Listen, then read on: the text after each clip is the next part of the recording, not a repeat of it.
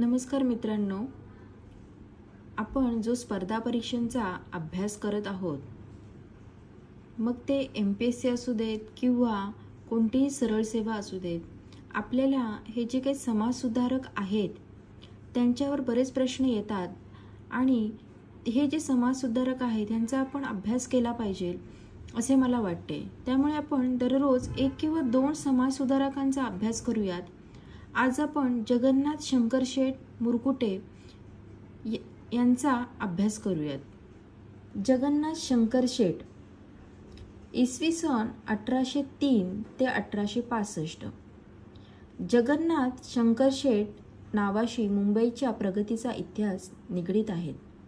मुंबईचे शिल्पकार म्हणूनच ते ओळखले जातात. बुद्धी, विद्वत्ता व कर्तृत्व यांचा ते माहेमेरू आहेत. त्यांनी शैक्षणिक, राजकीय, सामाजिक, धार्मिक अशा विविध कार्यात भाग घेऊन अनेक नवीन उपक्रम राबविले. एल्फिन्स्टनने मुंबई प्रांतात आपले शैक्षणिक धोरण ठरवताना जगन्नाथ शंकरशेठ यांच्याशी विचारविनिमय केला होता हे विशेष.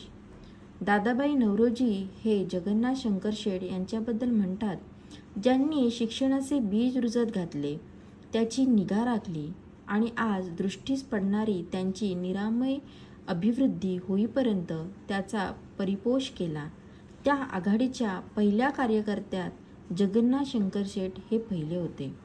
मुंबई शहरातील अनेक संस्थांशी त्यांचे केवळ संबंध होते असे नव्हे, तर त्या संस्थांच्या स्थापनेत व कार्यात त्यांचे योगदान होते.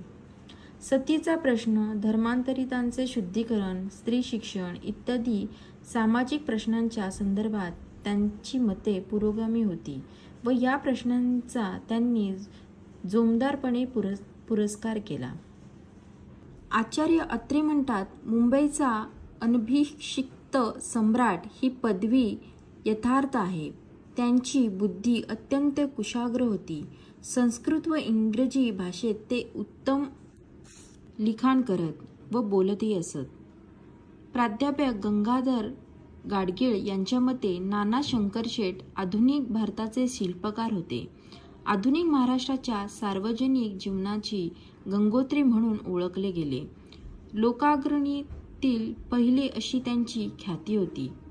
जीवनपट 10 फेब्रुवारी 1803 हा जगन्नाथ शंकरशेठ यांचा जन्मदिवस. ते ब्राह्मण सोनार होते. ठाणे जिल्ह्यातील मुरबाड हे त्यांचे मूळ गाव. मुरकुटे त्यांचे उपनाव. त्यांचे वडील शंकरशेठ यांनी मुंबईत जवाहिऱ्यांच्या व्यवसायाची मोठी संपत्ती मिळवली होती. त्यांचे वडील ईस्ट इंडिया कंपनी व इंग्रजांचेही सावकार होते. इसवी सन 1800 मध्ये त्यांची संपत्ती 18 लाखांपेक्षा जास्त होती. त्यांची आई लहानपणीच वारली. त्यांचा सांभाळ त्यांच्या वडिलांनी केला, पण ते 18 वर्षाचे असतानाच वडीलही मृत्यू पावले. त्यामुळे अगदी लहान वयातच वडिलोपार्जित व्यवसायाची जबाबदारी त्यांच्यावर पडली. त्यांनी आपला व्यवसाय अत्यंत चिकाटीने पार पाडला होता. प्रचंड संपत्ती असूनही त्यांनी चैनीत न राहता आपल्याकडील संपत्ती जनतेच्या हितासाठी खर्च केली. मुंबई शहराच्या शैक्षणिक, राजकीय व सामाजिक जीवनात त्यांनी मोलाचे कार्य केले. जगन्नाथ शंकरशेठ यांनी अनेक पदे भूषवली होती. मुंबई प्रांताच्या बोर्ड ऑफ एज्युकेशनचे ते इसवी सन 1850 ते 1856 या काळात सदस्य होते. मुंबई विद्यापीठाचे ते फेलो होते. ब्रिटिशांनी त्यांना जस्टिस ऑफ द पीस हा किताब दिला होता. जेपीचा अर्थ जनतेला न्याय मिळावा म्हणून राजाने नेमलेला प्रतिनिधी. या पदाचा उपयोग करून जनतेची गाऱ्हाणी सोडवण्याचा प्रयत्न त्यांनी केला. म्युनिसिपल कमिशनर यांनी सदस्य म्हणून काम केले.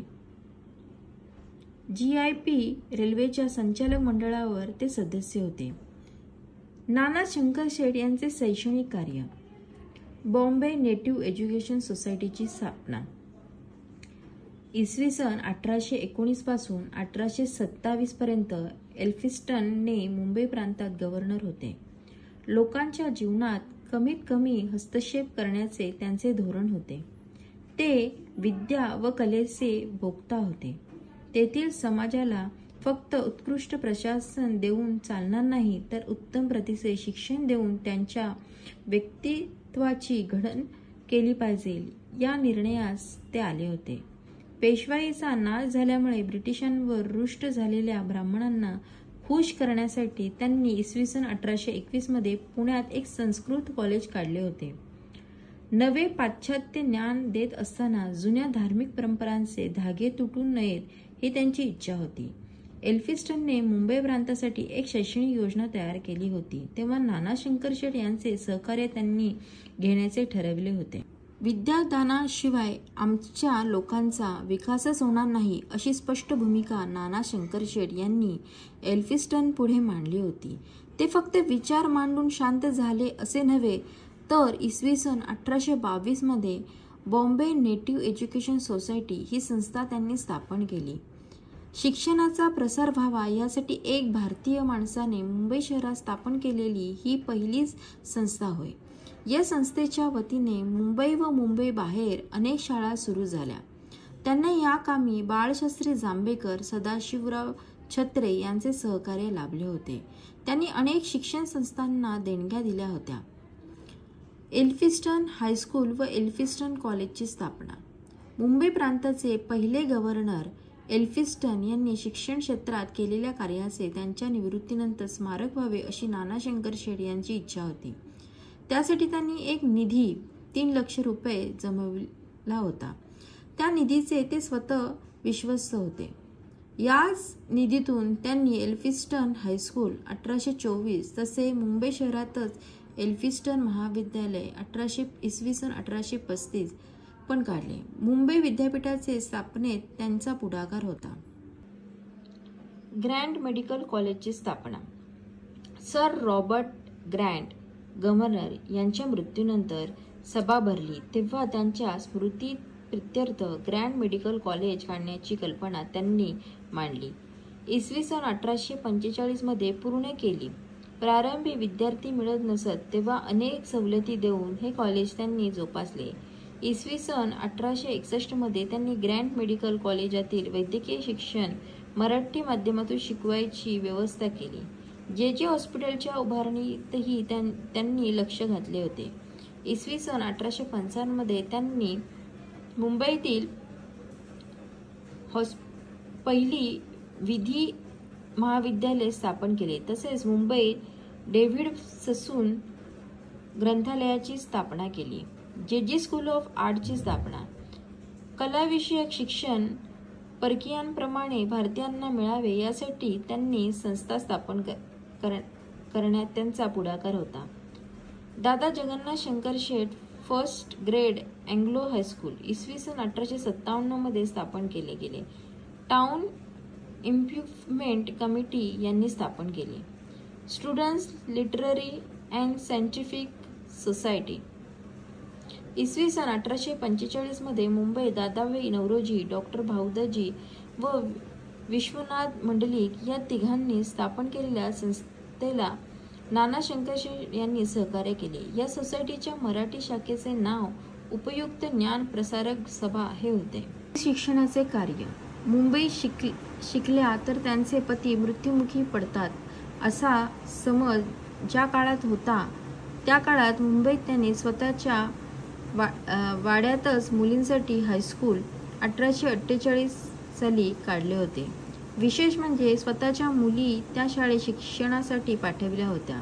सतीप्रथा बंद करण्यासाठी 18 जून 1823 रोजी एक विनंती अर्ज ब्रिटिश पार्लमेंटला पाठवला होता. त्या अर्जावर भारतीय लोकांच्या वतीने राजा राम मोहन रॉय व जगन्नाथ शंकरशेठ यांच्या सह्या होत्या. पुण्याची संस्कृत पाठशाला बंद करण्याचा कुटील डाव त्यांनी उधळून लावला. अंधश्रद्धेविरुद्ध त्यांनी लढा दिला. नाना शंकरशेठ हे स्वतः संस्कृत भाषेचे मोठे जाणकार होते. संस्कृतचे शिक्षण करण्याच्या सरकारच्या निर्णयाविरुद्ध त्यांनी मोठा लढा दिला. संस्कृतला प्रोत्साहन मिळावा म्हणून त्यांनी मुंबई विद्यापीठाकडे 30,000 रुपये ठेवून संस्कृतसाठी शिष्यवृत्तीची सोय केली. त्यांचा मुलगा विनायक यांनी मॅट्रिकच्या परीक्षेसाठी जगन्नाथ शंकर शेठ शिष्यवृत्ती स्थापना केली. स्त्रियांसाठी सुतिकागृहाची त्यांनी उभारणी केली. राजकीय कार्य.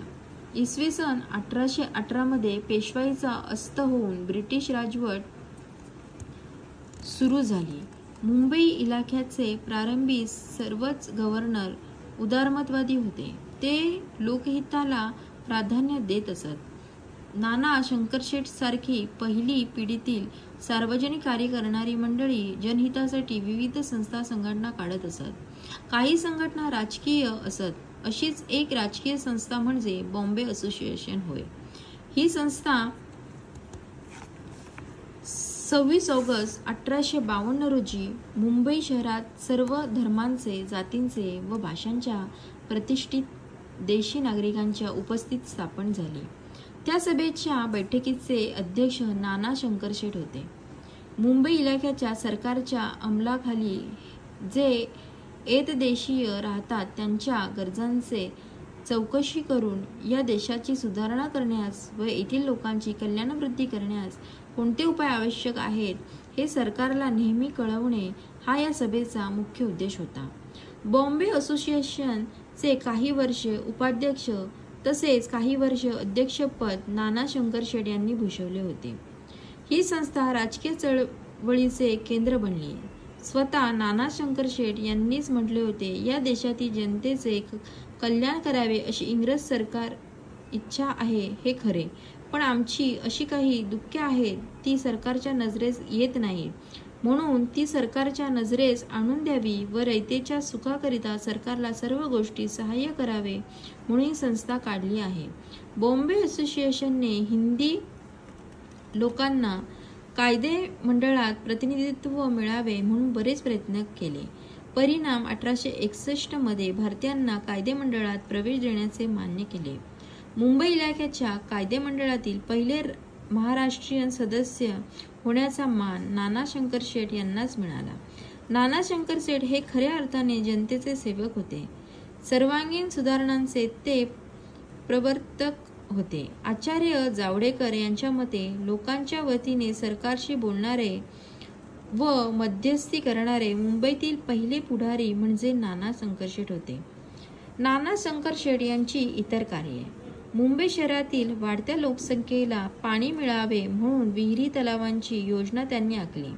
मुंबई शहरात स्मशानभूमी व दिवाबत्तीची सोय केली. भायखळा येथे राणीचा बाग व ऐतिहासिक वस्तुसंग्रहालय त्यांनी सुरू केले. मुंबईत नाटकाचे थिएटर हवे म्हणून त्यांनीच प्रयत्न केला. विष्णुदास भाव्यांची नाटके नानांनी स्वतःच्या वाड्यात जागा देऊन उभारलेल्या थिएटरात केली. ब्रिटिश राजवटीतील वर्णभेद नाहीसा झाला पाहिजे असा विचार त्यांनी पुन्हा मांडला. स्मॉल कॉज कोर्टातील खटले चालविण्याचा अधिकार हा फक्त बॅरिस्टर ही पदवी संपादन करणाऱ्या लोकांनाच होता. नानांनी आपले वजन खर्च करून या कोर्टात खटले चालविण्यास वकिलांनाही परवानगी मिळवून दिली. इसवी सन 1837 मध्ये भिवंडी येथे हिंदू मुस्लिम दंगल झाली. प्रकरण कोर्टात गेले. कोर्टात हिंदूच्या विरोधात निकाल लागला. या प्रकरणी नाना शंकरशेठ यांनी लक्ष घातले. त्यांनी गव्हर्नरची भेट घेऊन या खटल्याची फेर तपासणी केली व दंगेखोरांना कडक शिक्षा देऊन हिंदूंना न्याय मिळवून दिला. मुंबईतील कमर्शियल बँक ऑफ इंडियाचे ते डायरेक्टर होते. मर्कटाईल बँकेच्या स्थापनेत त्यांचा सहभाग होता. Agro horticulture society of western India व जिओग्राफिकल सोसायटीच्या स्थापनेत त्यांचा पुढाकार होता. जलवाहतुकीच्या साधनांचा विकास व्हावा म्हणून नानांनी बॉम्बे स्टीम नेव्हिगेशन कंपनी काढली. या कंपनीने 5 बोटी खरेदी करून पश्चिमेच्या किनारपट्टीवर वाहतूक सुरू केली. बाल गुन्हेगारी, जुगार इत्यादींच्या विरोधात कायदे करण्यासाठी आग्रह धरला. नाना शंकरशेठ यांनी मॉरिशस येथून उसाचे बेणे आयात करण्यासाठी पुढाकार घेतला. रॉयल